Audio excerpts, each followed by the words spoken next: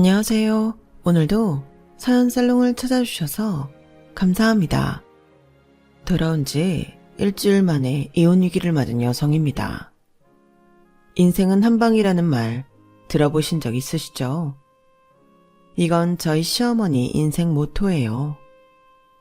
그렇게 인생 한 방을 외치던 시어머니는 현재 한 방 제대로 맞고 교도소에 계십니다. 허황된 꿈을 가진 사람의 처참한 말로라고 할까요?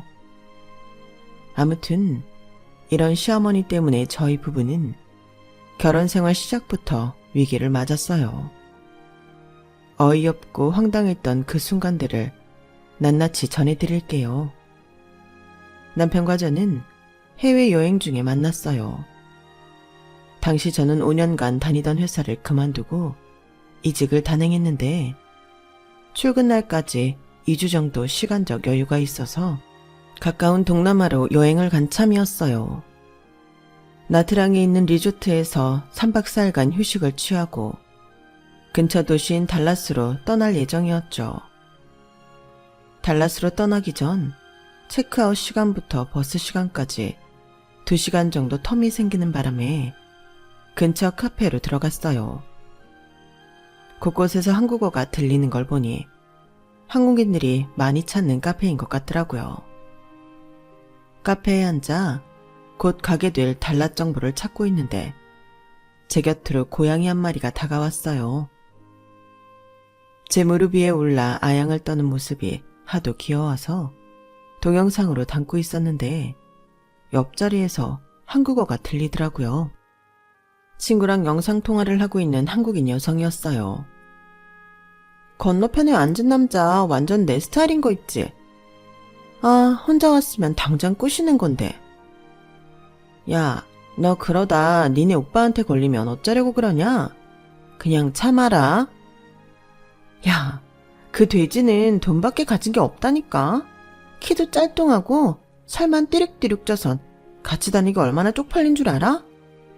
내가 돈 때문에 만나는 거지 그거 아니었으면 진작 헤어졌다. 아, 저런 남자랑 같이 다니면 여행도 할만 하겠는데. 나 그냥 저 남자한테 수작질 할까봐 옆으로 가서 공댕이 슬쩍 디밀고 성추행으로 몰아버릴까? 미친. 너 그 버릇 아직 못 버렸냐? 마음에 든다면서 왜 그런 짓을 하는 건데? 너 완전 또라이 같아. 왜긴 그래야 저 남자가 나를 영영 못 잊지. 내가 못 가질 바에야 강한 인상이라도 남기면 좋잖아. 그 말을 듣는데 기가 막혀서 말이 안 나왔어요. 저런 정신 빠진 사람들 때문에 여자들이 싸잡혀 욕을 먹는 거라는 생각을 하니까 화가 나더라고요. 그런데 그 순간 통화를 마친 여자가 자리에서 일어나 건너편에 있는 남자 곁으로 가는 거예요. 그리곤 손에 든 파우치를 일부러 떨어뜨리더니 줍는 척하면서 엉덩이를 남자 쪽으로 향하지 뭐예요. 그리고는 이내 소리를 질렀어요. 어머, 왜 남의 엉덩이를 만져요? 아니, 내가 언제 그쪽 엉덩이를 만졌다고 그럽니까? 뭔가 잘못 아신 모양인데 저는 아무 짓도 안 했어요. 그러자 여자는 손으로 자기 엉덩이를 팡팡 쳐대면서 바락바락 대들었어요. 아니 그럼 귀신이라도 와서 만졌다는 거예요? 그쪽이 만졌으니까 내가 이러는 거 아니에요. 그리고 아까부터 계속 나 쳐다보고 있었던 거 내가 모를 줄 알아요? 못 먹는 떡 만져나 보자 이거 아니냐고요. 두 사람이 실랑이를 벌이는 통에 사람들 시선은 두 남녀한테 향했어요. 그리곤 그 자리에 있던 한국인들은 남자를 파렴치한 보듯 인상을 쓰며 쳐다보았죠. 황당한 표정의 남자는 억울하다고 항변을 했지만 일은 더욱 커져버리고 말았어요. 화장실에 갔던 여자의 남자친구가 다가와 남자의 멱살을 잡아쥐고 욕을 퍼붓기 시작했거든요. 당장이라도 주먹이 오갈 것 같은 상황이었어요. 평소 남의 일에 잘 끼어들어서 오지랖이 넓다는 소리를 듣던 저는 이런 순간을 순순히 넘어갈 수 없었어요. 그래서 휴대폰을 들고 그들 곁으로 갔죠. 저기요, 뭔가 오해가 있는 모양인데 이 남자분 아무 짓도 안 했어요. 내가 앞자리에 앉아 있어서 제대로 봤거든요. 그러자 여자가 도끼 눈을 하고는 제게 소리를 치더라고요. 넌 또 뭐야? 왜 끼어들어? 그럼 내가 있지도 않은 일 가지고 지랄한다는 거야, 뭐야? 그 뻔뻔함에 순간 욱하기는 했지만 여기서 나까지 화를 내면 일이 더 커질 것 같아서 조용히 말했어요. 저기요, 여자분은 잠시 저랑 따로 얘기 좀 할까요?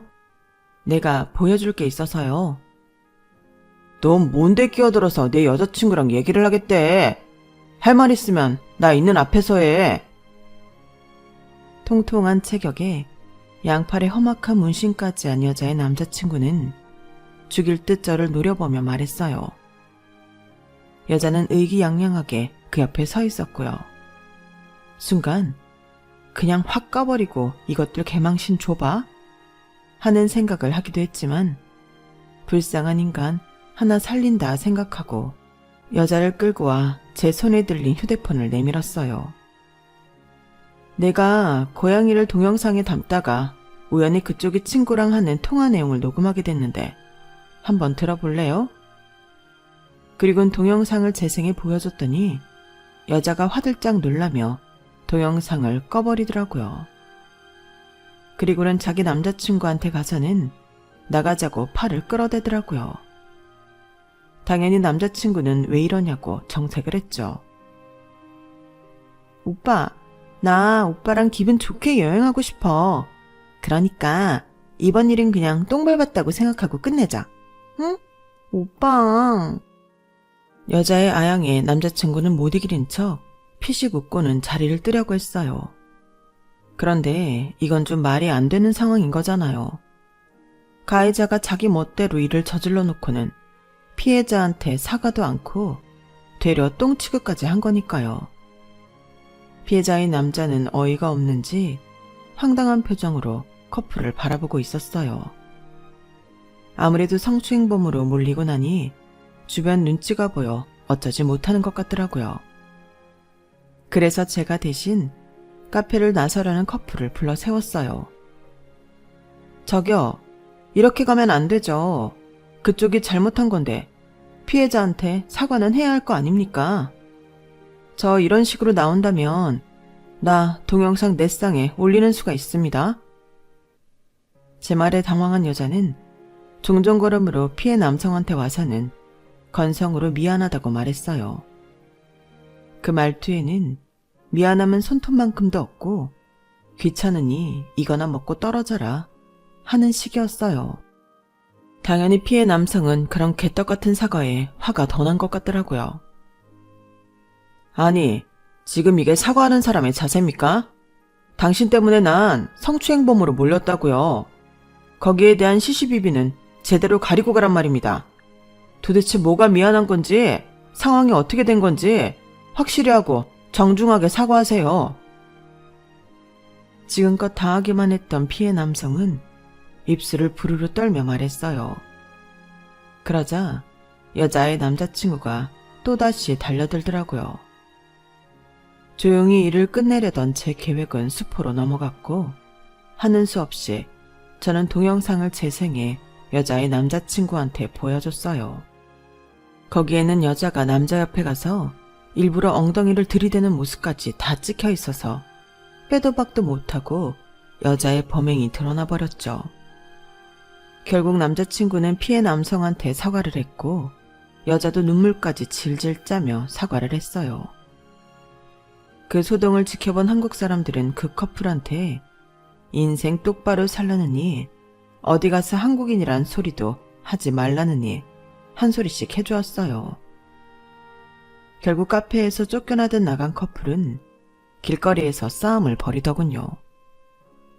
여자는 눈물을 질질 짜며 손바닥을 싹싹 빌면서 애원을 했고 남자친구는 욕설을 퍼붓고는 혼자 가버렸어요. 그렇게 황당했던 사건이 끝나자 저는 짐을 챙겨 나갈 준비를 했어요. 그런데 저를 따라 아까 그 피해 남성이 쫓아오지 뭐예요. 정말 고맙습니다. 그쪽이 아니었더라면 꼼짝없이 성추행범으로 몰릴 뻔했어요. 이런 일은 처음이라 아깐 경황이 없어서 감사 인사도 제대로 못했네요. 피해 남성은 고맙다며 자기가 밥이라도 사겠다고 했어요. 차 시간만 아니라면 저도 그러고 싶었지만 이미 차표를 예매해둔 터라 사양을 할 수밖에 없었죠. 밥 한 끼 때문에 비싼 차비를 날릴 순 없잖아요. 그렇게 헤어진 우리는 우연인지 운명인지 며칠 뒤 달라디아 시장에서 다시 만나게 되었고 그 인연으로 훗날 결혼까지 이어지게 되었지 뭐예요. 그런데 여기엔 비하인드 스토리가 더 있어요. 그날 카페에서 남편은 그 여자가 아닌 저를 힐끔대며 쳐다보고 있었다는 거예요. 처음 본 순간부터 제게 반했다나 뭐라나. 그걸 그 여자는 자기를 쳐다보는 줄 알고 기고만장했던 거죠.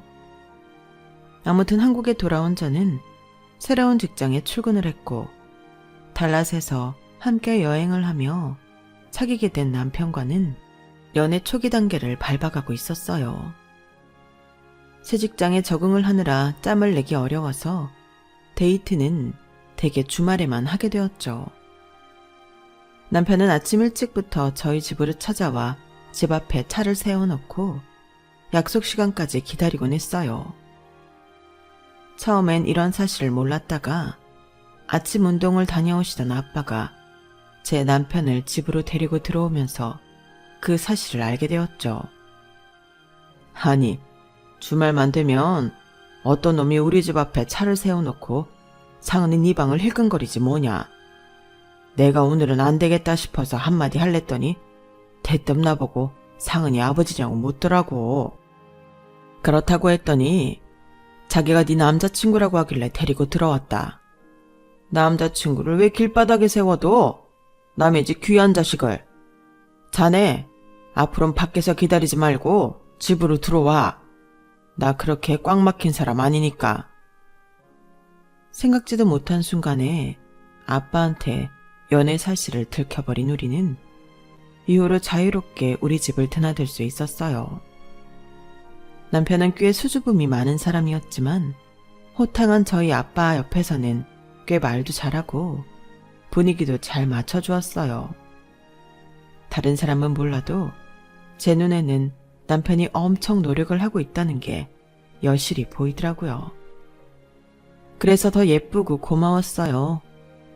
제가 중학생 때 엄마가 세상을 떠나시는 바람에 오랜 시간 딸 자식 하나만 보고 살아오신 아빠는 제 남편의 착하고 다정한 모습을 보시곤 안심을 하시는 것 같더라고요. 언젠가 친구분들과 술을 드시고 돌아온 적이 있었는데 얼큰하게 취한 얼굴로 그러시더라고요. 재훈이라면 내 딸 남편감으로 합격이다. 남자는 남자가 봐야 아는 법이라잖냐. 재훈이라면 평생 널 아끼고 사랑해 줄 거야. 내 눈에는 다 보여. 엄마 없이 키우느라 아빠가 우리 딸한테 못해준 것도 많았잖아. 그래서 남편감은 정말 제대로 된 놈을 붙여주고 싶었거든. 근데 재훈이를 보니까 더 찾고 자시고 할 것도 없겠더라. 우리 딸이 아주 잘 찾아왔어. 일찌감치 제 남편을 사위감으로 인정해 주신 아빠 덕분에 우리는 수월하게 결혼까지 이어갈 수 있었어요. 그때 만약 시어머니가 어떤 사람인지 알았다면 모르긴 해도 결혼은 힘들었을 테지만요. 아무튼 연애를 시작한 지 2년 만에 우리는 결혼을 하기로 했고 남은 건 시어머니 허락을 받는 것뿐이었어요. 사실 이미 결혼 계획까지 다 세워놓은 상황이었으니 허락이 아닌 통보에 가까운 거긴 했지만요. 다행히도 시어머니는 저를 마음에 들어 하셨고 우리는 계획대로 결혼 준비를 해나갔어요. 처음엔 전세로 아파트 생활을 할까 했었는데 저희 부서 과장님이 그러시더라고요. 서울에선 아파트든 빌라든 상관없이 집을 사는 게 이득이야. 언제 고집값이 오르긴 하니까. 금전적으로 여유가 있다면 아파트를 사는 게 좋지만 요즘 아파트 값이 도통 말이 안 되는 금액이잖아. 영끌이리 뭐니 해서 아파트 장만하면 뭐해? 매달 이자 갚느라 하우스푸어로 살 뿐인데. 그래도 아파트를 고집하겠다면야 말릴 순 없지만 나라면 처음엔 적은 돈으로 살 수 있는 빌라를 사서 천천히 늘려가겠어. 오르는 속도가 아파트만은 못해도 그만큼 지출도 적잖아. 그 말을 듣고 보니 굳이 빚더미에 앉아가며 아파트를 고집할 필요는 없겠더라고요. 그래서 남편한테 얘기를 해봤더니 남편도 제 생각에 동의해 주었어요. 그래서 부동산을 찾아다니며 괜찮은 빌라를 찾기 시작했어요. 신축이면 좋겠지만 아무래도 신축은 가격이 높더라고요. 가급적이면 은행 도움 없이 우리 두 사람이 가지고 있는 돈으로 해결하고 싶어서 구축이지만 상태가 좋은 집으로 찾아다녔어요. 그렇게 해서 적당한 가격에 25평대 빌라를 살 수 있었어요. 이전 집주인이 리모델링을 싹 해놓은 상태라서 딱히 손댈 거 없이 벽지만 바꾸고 업체를 통해 입주 청소만 한 번 했어요. 살림도 따로 살 거 없이 집에서 쓰던 것들 중 쓸만한 것들은 죄다 들고 와서 신혼집을 꾸몄어요. 그렇게 꾸민 집에는 남편이 먼저 들어와 살게 되었어요. 남편이 살던 원룸을 빼서 집 사는데 보탰기 때문에 남편이 지낼 곳이 없었거든요. 그러다 저도 얼마 안 지나 합류하게 되었고 얼떨결에 결혼식 전에 동거부터 하게 되었어요. 집을 구하는데 돈을 다 써버리는 바람에 남은 돈이 별로 없어서 결혼식은 조촐하게 미니 결혼식을 하기로 했어요. 미니 웨딩을 전문으로 하는 업체에 의뢰했더니 하객 수에 따라 웨딩 장소를 결정할 수 있다고 하더라고요. 업체에서 뽑아준 리스트에 따르면 최소 50명에서 150명까지 수용이 가능했어요. 우리 생각으로는 각각 50명씩 해서 총 100석 규모로 하면 되겠다고 생각했는데 그 얘기를 들으신 시어머니께서 엄청 화를 내시는 거예요. 인생에 한 번뿐인 결혼식인데 코딱지만한 데서 결혼을 하겠다고? 난 반대다. 내 손님들만 해도 100명 가까이 되는데 무슨 소리를 하고 있어? 어머님, 저희가 예산이 얼마 안 돼요. 집 사느라 돈을 다 써버려서 신혼여행도 나중에 가기로 한걸요. 그런데 한 번 하고 끝나는 행사에 수천만 원이나 쓰는 건 낭비 아닐까요? 그러자 어머님이 화들짝 놀라시는 거예요. 뭐? 신혼여행을 안 가? 세상에, 얘들이 결혼이 장난인 줄 아나? 그렇게 구질구질하게 할 거 결혼은 뭐하러 해? 난 정말 동네 창피해서 내 아들 결혼한다는 소리도 못하고 다니겠다. 자존심 상해. 김 여사네 아들은 특급 호텔에서 결혼식을 한다는데 그런 사람들한테 어떻게 청첩장을 돌려? 내가 정말 니들 때문에 살 수가 없다. 어머님, 정 그러시면 어머님이 돈 좀 보태주세요. 저희는 정말 더는 돈이 없어서 그래요. 얘가 말하는 것 좀 봐. 너 나한테 돈 맡겨놨니? 웃기네 정말. 그리고 돈 빌려주고 싶어도 못 줘. 이번에 괜찮은 상품이 나와서 이달치 생활비까지 몽땅 주식에 넣어뒀거든. 어머님, 요즘 주식 상황도 안 좋은데 어쩌시라고 그러세요. 그러다 잘못되면 정말 큰일 나요. 너 지금 나 망하라고 곡하는 거니? 재수없게 왜 이래 정말. 네가 뭘 몰라서 그러는 모양인데 인생은 한방이다. 구질구질하게 푼돈 가지고 벌벌대면서 살면 평생 그러고 살게 돼. 난 제대로 한 방 터뜨려서 말년은 호화롭게 살다가 죽을 거야. 그때 돼서 부러워하지나 마. 시어머니는 얼어 죽을 인생 한방 타령을 하시며 최소 300석 규모가 아니면 결혼식에 참석 안 하시겠다고 하셨어요. 그러니 어쩔 수 있나요? 할 수 없이 조금 더 큰 웨딩홀에서 결혼식을 올리게 되었죠. 그 바람에 대출을 받아야 하나 고민했는데 아빠가 그 돈을 대신 내주셨어요. 안 그래도 너 결혼할 때 주려고 그가 모아둔 돈이 있다. 이거 가지고 가서 예식장도 잡고 신혼여행도 가거라.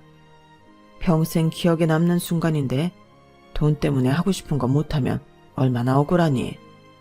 그러니까 가져가서 마음껏 써. 남으면 비상금으로 가지고 있고. 아빠 혼자 두고 시집을 가는 것도 죄송한데 이렇게 도움까지 받게 되니 기분이 좀 그랬어요. 그러면서 한편으론 이래서 시부모랑 친정부모가 다른 거구나 싶더라고요.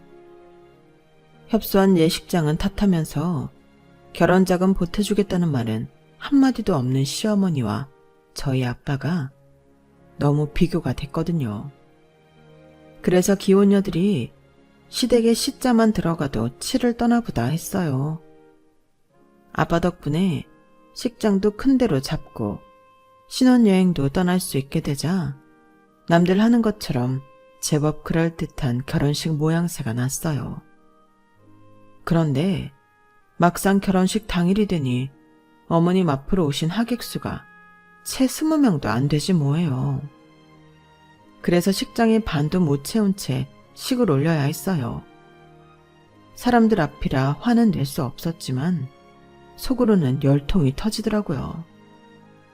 식장 바꾸면서 추가된 금액이면 신혼여행 경비를 제외하고도 남을 정도였거든요. 그런데 그게 끝이 아니었어요. 패백을 드리고 뒤늦은 점심을 먹고 있는데 어머님이 찾아와 그러시는 거예요. 예, 내 앞으로 온 손님들 축의금은 내가 가져가도 되지? 어디까지나 날 보고 온 내 손님이니까. 그 말에 헛웃음이 났지만 안 된다고 하기도 좀 그랬어요.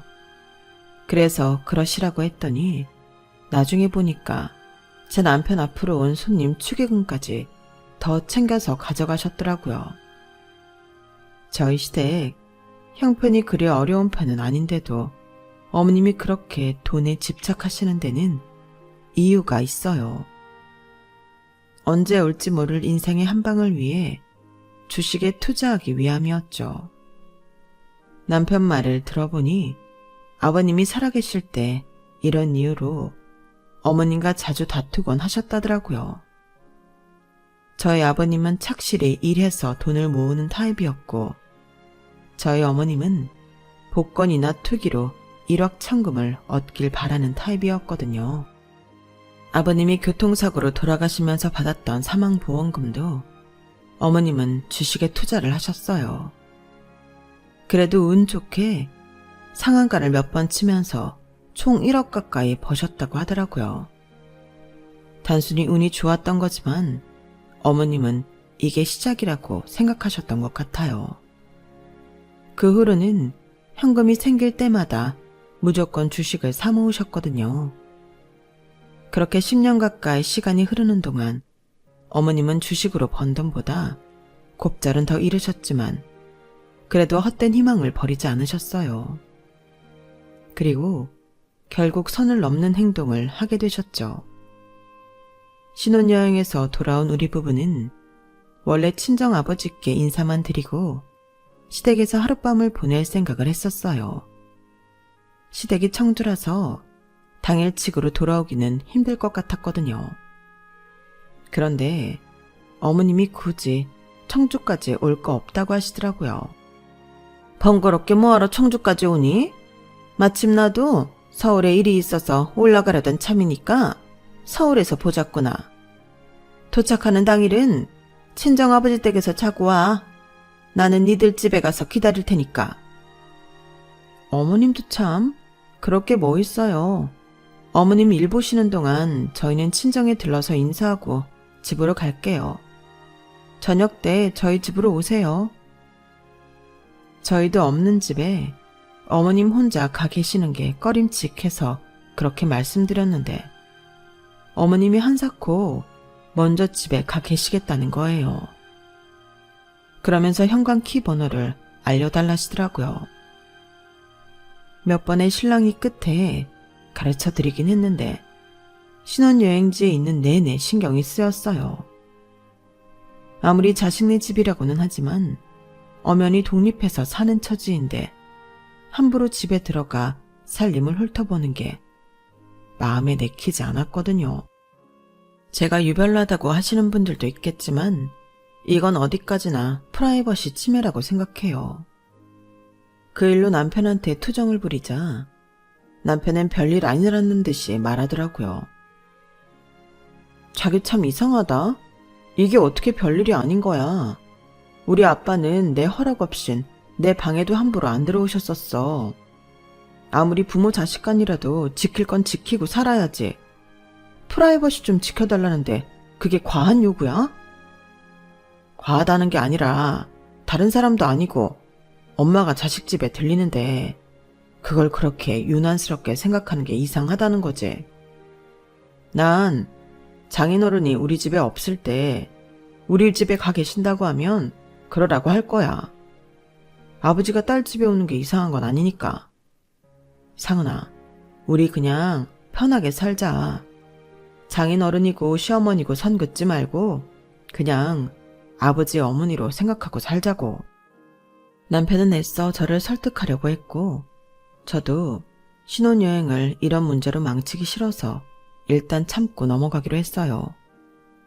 그렇게 4박 5일간의 신혼여행을 마치고 한국으로 돌아온 우리 부부는 친정으로 향했어요. 여행지에서 사온 선물을 아빠한테 드리고 같이 집 근처 식당에 가서 저녁을 먹고는 집으로 향했어요. 집안에 불이 다 꺼져 있는 게 어머님이 집에 안 계신 것 같더라고요.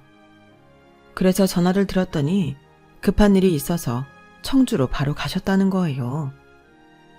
내가 시간이 없어서 너희 집에 들릴 시간이 없었다. 무사히 잘 돌아왔으면 됐어. 얼굴은 추석 때 보면 되지. 그럼 피곤할 텐데 쉬어라. 어머님이 우리 집에 안 오셨다는 말에 은근히 다행이다 싶었어요. 그런데 캐리어를 현관에 두고 소파에 앉아 몸을 뉘었는데 뭔가 조금 이상하다는 느낌이 들었어요.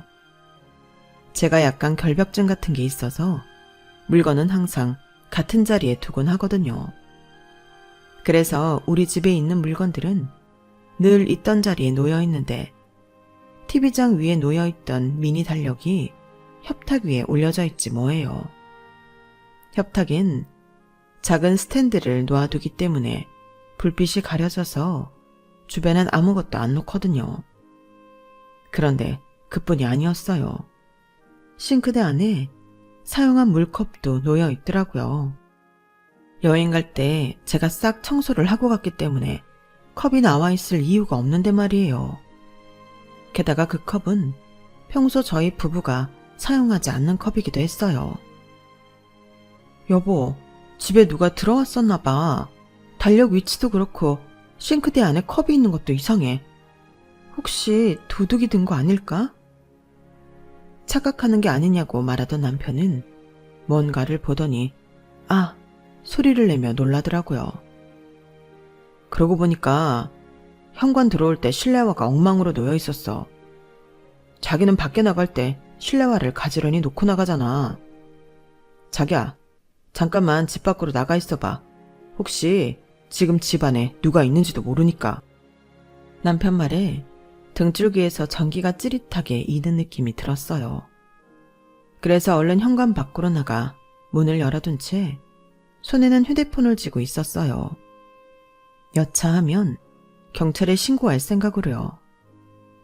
한 손에 빗자루를 들고 집안 구석구석을 샅샅이 살피던 남편은 아무것도 없는지 저보고 들어오라고 했어요. 여독도 풀리지 않은 상태에 신경까지 썼더니 머리가 깨져나가는 것 같았어요.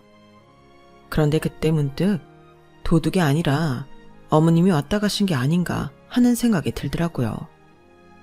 달력과 컵, 실내화를 제외하면 집안 살림 중에 달라진 게 하나도 없는 것 같았거든요. 도둑이 들었다면 서랍을 열어본 흔적이나 장롱 속을 뒤진 흔적이 있어야 하잖아요. 도둑 주제에 집안을 정리하고 갔을 리 만무하니까요. 그래서 남편을 시켜 어머니께 전화를 해보라고 했어요. 처음엔 간 적 없다고 딱 잡아떼던 어머님은 남편이 경찰에 신고해 주변 CCTV를 확인하겠다고 하자 그제야 이러시는 거예요. 아, 생각해보니까 내가 오늘은 간 적이 없고 며칠 전엔 잠깐 들린 적이 있어. 그래도 아들네 집인데 어떻게 하고 사는지는 봐야 하잖니. 내가 그걸 깜빡하고 말 안 했네? 아니, 이게 말이에요, 방구예요. 한두 달이 지난 것도 아니고 불과 며칠 전에 있었던 일을 깜빡했다는 게 말이 되냐고요. 정말이지 뚜껑이 열릴 만큼 화가 났지만 그럴 기운도 없어서 입을 다물었어요. 그랬더니 남편이 오히려 더 자기 엄마한테 화를 내더라고요. 아무래도 제 눈치가 보여서 그랬던 것 같아요. 한바탕 몰아쳤던 도둑소동은 그렇게 끝이 났어요. 그런데 아직 끝난 게 아니었더라고요. 글쎄 저희 집으로 난생 처음 듣는 금융업체에서 대출 확인서라는 게 날아온 거예요. 요즘엔 이런 식으로 사기를 치는 사람들이 있나 싶어서 구겨버리려는데 거기에 저희 집 주소와 시어머니 이름이 적혀있지 뭐예요. 그래서 서류에 적힌 번호로 전화를 했어요. 그랬더니 글쎄 우리 집을 담보로 시어머니가 3천만 원이나 대출을 받았다지 뭐예요. 그게 무슨 소리예요? 우린 집을 담보로 빌려준 적이 없는데요. 본인도 아니고 시어머니가 어떻게 자식 집을 자기 마음대로 담보 삼아 대출을 받아요. 말도 안 되는 소리 하지 마세요. 그러자 업체 직원은 혀를 차며 그러는 거예요. 그건 자기 알 바 아니고 자기네는 우리 시어머니한테 부동산 문서랑 저희 부부 주민등록 등본 그리고 인감증명서 거기다 위임장까지 다 받고 대출을 진행했다고요. 대출 날짜를 물어봤더니 저희 결혼식 바로 다음 날이더라고요. 어머님께 현관키 번호를 알려드린 그날이었어요. 저희가 없는 사이 저희 집에 들어와 안방 서랍에 있던 집문서와 인감도장, 각종 서류들을 훔쳐서 이 짓을 벌인 거였어요. 지금까지 시어머니한테 쌓인 게 많았던 저는 이번 문제만큼은 그냥 못 넘어가겠더라고요. 정말이지 그 순간엔 결혼이고 나발이고 다 때려치우고 갈라서고 싶었어요. 그래서 시어머니한테 전화해 소리를 질렀어요. 어머님이 우리 집을 담보로 대출받았다면서요? 어머님, 우리한테 어떻게 이럴 수가 있어요? 어떻게 우리한테 말 한마디 없이 이런 짓까지 벌일 수가 있냐고요? 이 집이 어머님 집이에요? 우리가 집 사는데 어머님이 10원이라도 보태준 적 있어요? 없잖아요. 결혼식도 굳이 큰 데서 하라고 하셔서 1,000만 원 넘게 돈 더 깨지게 하시더니 이젠 저희 집까지 팔아먹을 셈이었냐고요. 어머님, 이거 엄연히 절도예요. 아무리 자식 집이라고 해도 어머님이 함부로 손댈 수 없는 거라고요. 저요, 더는 못 참겠어요. 차라리 저 그이랑 이혼할래요. 더는 어머님 며느리 못 해먹겠다고요. 그랬더니 어머님이 뭐라는 줄 아세요? 그래? 그럼 그렇게 해라. 대신 이혼할 때 하더라도 대출금은 반반 부담해야 하는 거 알지? 하루를 살았든 1년을 살았든 어쨌거나 너희는 부부니까. 그럼 이만 끊는다. 아니 뭐 이런 개떡 같은 경우가 다 있어요. 저는 하도 열이 받아서 다시 어머님께 전화를 했어요. 그런데 수십 통을 해도 끝까지 안 받더라고요. 도저히 이대로 넘어갈 수 없었던 저는 저보다 결혼 휴가가 짧아서 이미 출근해 있던 남편한테 전화해 방금 전까지 있었던 모든 일을 고스란히 전했어요. 전화기 너머로 남편의 한숨소리가 들리더라고요. 알았어. 내가 엄마한테 전화해 볼게.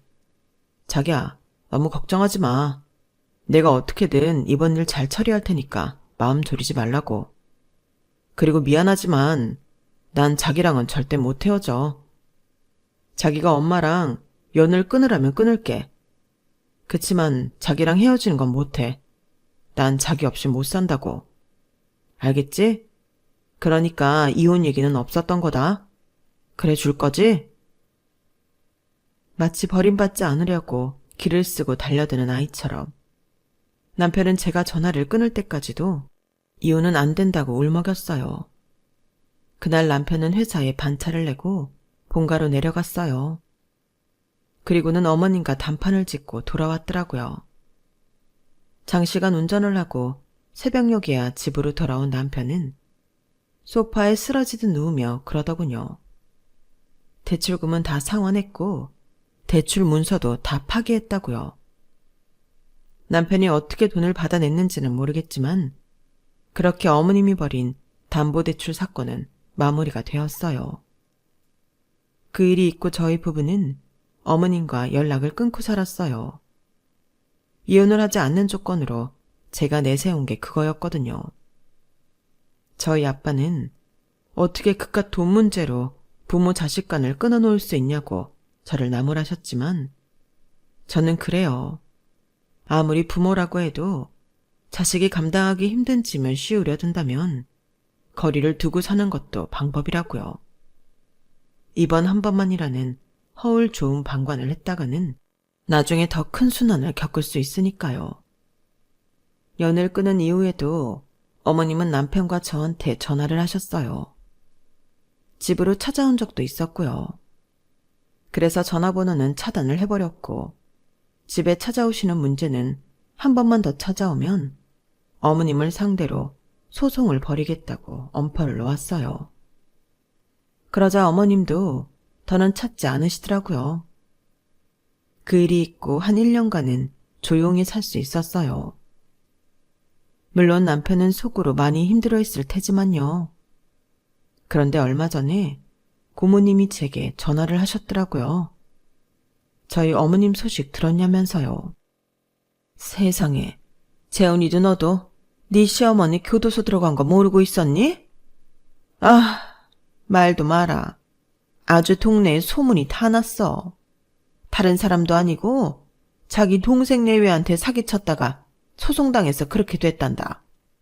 우리 오빠가 남겨준 집까지 주식으로 홀라당 날려먹고 자기 동생 집에 얹혀 살면서 그 집 돈 훔쳐다가 그 토톤지 뭔지 아는 도박까지 했다지 않니? 들어보니까 동생 집에 오기 전에 친정에서도 친정부모 연금까지 빼돌려서 도박을 했다던데. 사람이 어떻게 이렇게 망가지니? 우리 오빠가 이 꼴 안 보고 죽은 게 다행이다 싶다. 혹시 니들도 무슨 일 당한 건 아니지? 고모님 얘기를 듣다 보니 진작에 연 끊고 살길 잘했다는 생각이 들었어요.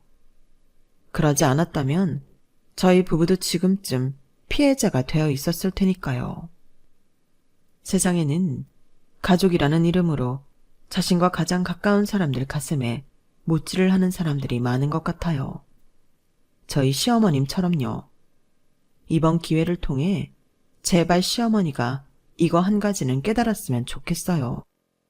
돈을 훔치는 것보다 자신을 믿어준 사람들 마음에 상처를 입히는 게 더 큰 죄라는 걸 말이죠. 지금까지 제 사연을 들어주셔서 감사합니다. 항상 건강하시고 하시는 일 모두 잘 되시길 바랍니다. 여러분, 사연 댓글에 응원과 현명한 조언 부탁드려요. 좋아요와 구독은 저에게 큰 힘이 됩니다. 오늘도 좋은 일 가득하세요.